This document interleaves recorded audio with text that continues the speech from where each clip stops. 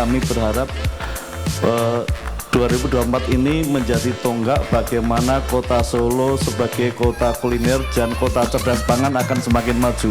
Mohon tepuk tangan.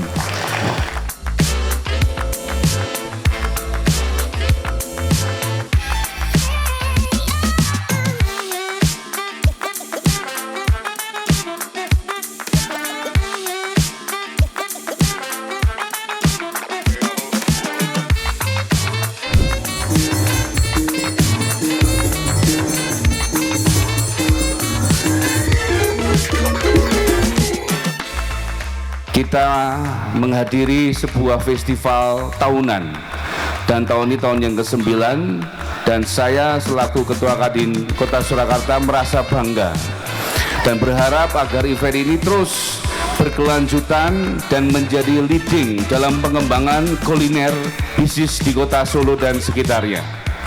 Oleh sebab itu, di malam hari ini saya perlu ingatkan Pak Dar tentang Solo Ibu Kota Kuliner.